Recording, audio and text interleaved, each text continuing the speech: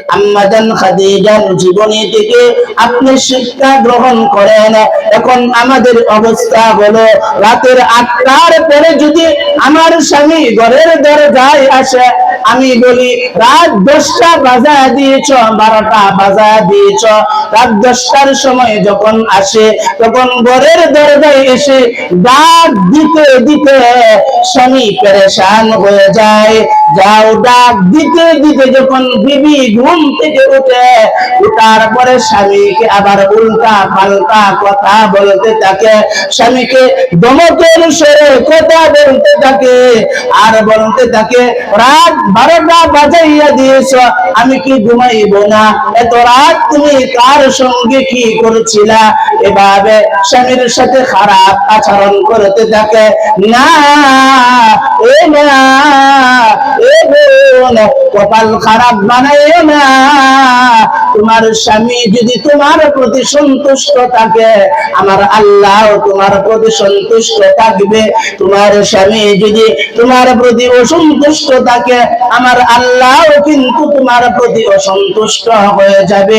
এজন্য আমি আমার মাদেরকে বলিয়া যাই, আমার বোনদেরকে বলিয়া যাই, 3 নম্বর গুণ তোমার ভিতরে থাকবে। আল্লাহর নবী বলেন তুমি তোমার স্বামীর সেবা করবা, এটা হলো 3 নাম্বার। 4 নাম্বার হলো আল্লাহর নবী বলেন মুহাফিজাতু ফুরুজাহা। আল্লাহর নবী বলেন এই দুনিয়ার মহিলারা দুনিয়ার মধ্যে থাকাকালীন অবস্থায় তুমি তোমার লজ্জা স্থানের হেফাজত করবা, অর্থাৎ তুমি তোমার এই 3.5 হাত দেহের হেফাজত করবা। তুমি যদি তোমার 3.5 হাত দেহের হেফাজত করতে হয়, তুমি যদি তোমার 3.5 হাত দেহের ইজ্জতের হেফাজত করতে হয়, তাহলে তোমার জন্য একটাই রাস্তা, একটাই পন্থা, যা হলো আল্লাহর নবী সাল্লাল্লাহু আলাইহি ওয়াসাল্লাম বলেছেন এই দুনিয়ার মহিলারা তুমি পর্দার ভিতরে থাকতে হবে। আর আল্লাহ বলেছেন ওয়াকারনা ফি বুয়ুতিকুন্না ওয়ালা তাবাররুজনা তাবাররুজাল জাহিলিয়াতিল উলা ওয়া আকিমনাস সালাতা ওয়া আতিনাজ যাকাত وآتينا الزكاة وأطعنا الله ورسوله। আমার বোন, তোমার যদি পর্দার ভিতরে তুমি যদি থাকতে পারো, তোমার 3.5 হাত দেহের হেফাজত হইবে, লজ্জা স্থানের হেফাজত হইবে। এটাই আল্লাহ বলছেন এই দুনিয়ার মহিলারা তুমি তোমার বাড়িতে থাকবা, তুমি তোমার বাসায় থাকবা, তুমি তোমার বাড়ি থেকে তুমি তোমার বাসা থেকে বাহিরে হইও না। কিন্তু তোমাকে যদি বাহিরে আসতে হয়, এটাও আল্লাহর নবী আমাদেরকে জানাইয়া গেছেন, তুমি একা একা আসতে পারবা না, তোমার স্বামীকে নিয়ে বাহিরে আসবা। তোমার যদি বিবাহ শাদী না হয়, তোমার বাবাকে নিয়ে আসবা, অথবা তোমার স্বামী নাই, তোমার শ্বশুরকে নিয়ে তুমি বাহিরে আসতে পারবা। কিন্তু এমন অবস্থায় তুমি বাহিরে আসবা, তোমার এই 3.5 হাত দেহটাকে সুন্দর করে পর্দা পুশিদা মতন সাজাইয়া, তারপরে তুমি রাস্তাঘাটে নিজের হাজাত সারার জন্য তুমি আসতে পারবা। আল্লাহ তোমাকে একেবারে নিষেধ করেন নাই। এটাই আল্লাহ বলছেন ওয়াকারনা ফি বুয়ুতিকুন্না ওয়ালা তাবাররুজনা তাবাররুজাল জাহিলিয়া। আল্লাহ বলেন এই দুনিয়ার মহিলারা জাহিলিয়াত যুগের যে সমস্ত মহিলা ছিল, ওই জাহিলিয়াত যুগের মহিলাদের মতন তুমি বাহিরে আসতে পারবা না।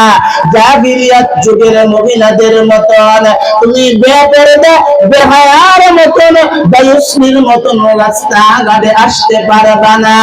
এটাই তো আল্লাহর নবী বলছেন এই দুনিয়ার মহিলারা এই চারটা গুণ তোমার ভিতরে থাকবে। এক নাম্বার হলো তুমি 5 ওয়াক্ত নামাজ আদায় করবা। 2 নাম্বার হলো তুমি রমজান মাসের রোজা রাখবা। 3 নাম্বার হলো তুমি তোমার স্বামীর সেবা করবা। 4 নাম্বার হলো তুমি তোমার লজ্জাস্থানের হেফাজত করবা। আমার মা, আমার বোন, এই যে চারটা গুণ বললাম, নামাজ যদি আপনাকে শিখতে হয়, পর্দা যদি আপনাকে শিখতে হয়, স্বামীর সেবা যদি তোমার মেয়েটাকে শিক্ষা দিতে হয়, তাহলে একটাই রাস্তা, একটাই পন্থা। এ মা, এই যুবক ভাই, মুরব্বী বাজান, তোমার মেয়েটাকে মাদ্রাসায় পাঠাইয়া দাও, ছেলেটাকে মাদ্রাসায় পাঠাইয়া দাও। তুমি যদি তোমার মেয়েটাকে মাদ্রাসায় পাঠাইয়া দিতে পারো, তোমার এই মেয়েটাকে নামাজের দাওয়াত দিতে হবে না, তোমার ছেলেটাকে নামাজের দাওয়াত দিতে হবে না, তোমার মেয়েটাকে পর্দার ব্যাপারে দাওয়াত দিতে হবে না, তোমার ছেলেটাকে দ্বীনের কোনটা কোন সময় করতে হবে, এই সমস্ত বিধিবিধানের জন্য তোমার ছেলে মেয়েকে বলতে হবে না। এ মা, এ মুরব্বী বাজান, আসুন আমরা সকলেই আমার ছেলেটাকে, আমার মেয়েটাকে সুশিক্ষায় শিক্ষিত বানাই। আমি যদি আমার ছেলেটাকে সুশিক্ষায় শিক্ষিত বানাইতে পারি, আমি যদি আমার মেয়েটাকে সুশিক্ষায় শিক্ষিত বানাইতে পারি, তাহলে হাসরের ময়দান যেদিন কায়েম হয়ে যাবে, ওই হাসরের ময়দানে আপনার ছেলে আপনাকে না নিয়ে জান্নাতের মধ্যে যাইবে না, আপনার মেয়ে আপনাকে না নিয়ে জান্নাতের মধ্যে যাইবে না। আল্লাহর আদালতে দরখাস্ত করবে, হে আল্লাহ, দুনিয়ার মধ্যে তাকিয়ে আমার মা আমার বাবা কষ্ট ক্লেশ করিয়া আমি ছেলেকে আমি মেয়েটাকে মাদ্রাসায় পড়াইছিল, দ্বীনের শিক্ষায় শিক্ষিত বানাইছিল, সুশিক্ষায় শিক্ষিত বানাইয়া আমার বাবা আমাকে নিয়ে অনেক কষ্ট করতে হয়েছে। হে আল্লাহ, আজকে আমাকে সুশিক্ষায় শিক্ষিত বানাইছে, এজন্য আমাকে জান্নাতের টিকেটটা হাতে দিলা। আমি তো জান্নাতের টিকেট হাতে পাইলাম, কিন্তু যেই মা বাবার ফসল আমি, আমার সেই মা কোথায়, আমার সেই বাবা কোথায়? হে আল্লাহ, আজকে যদি আমার সেই মা আর সেই বাবাকে আমার সাথে সাক্ষাৎ না করাও, এই যে নাও তোমার জান্নাতের টিকিটের দরকার নাই, তোমার জান্নাতে আমি যাইতে চাই না।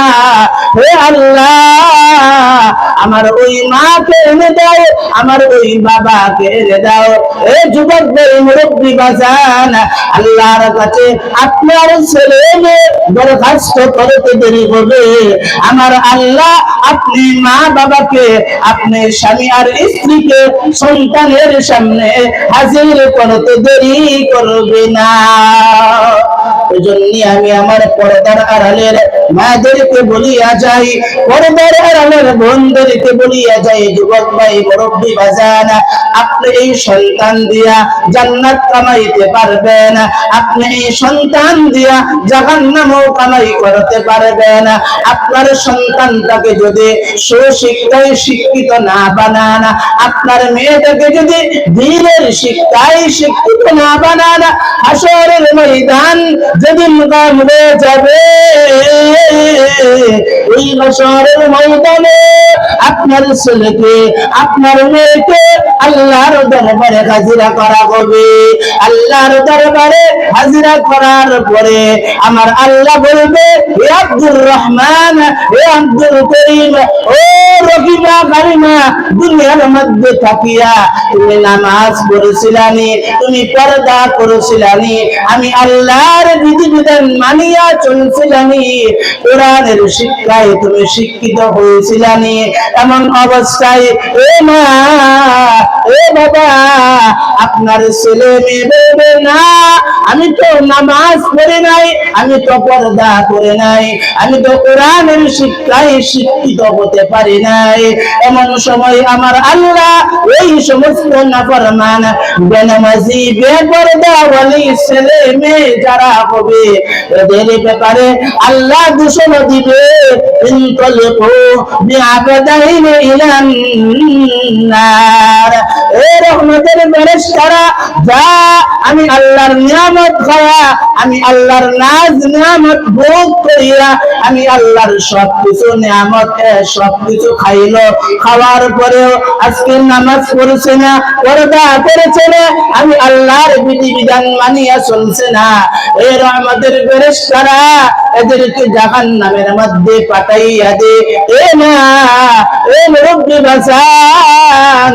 এমন সময় আপনার ছেলে, আপনার মেয়ে আল্লাহর আদালতে মামলা করবে, আল্লাহর কাঠ গড়াই মামলা করবে, আর বলবে হে আল্লাহ, আজকে নামাজ না পড়ার কারণে, পর্দা না করার কারণে, তোমার সুশিক্ষায় শিক্ষিত জ্ঞান অর্জন না করার কারণে আজকে যদি আমাকে জাহান্নামে যাইতে হয়, আমি একা জাহান্নামে যাব না, আমি একা একা জাহান্নামে যাইতে চাই না, যাদের কারণে আজকে আমাকে জাহান্নামে যাইতে হইবে।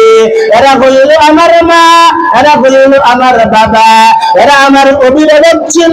হে আল্লাহ, আজকে তোমার কাছে আমার ওই মাতা পিতার নামে মামলা করতেছে। কি মামলা করবে? আল্লাহর আদালতে আবার মামলা আসেনি? হ্যাঁ, আল্লাহর আদালতেও কিন্তু মামলা আছে। আল্লাহর কাছে বলবে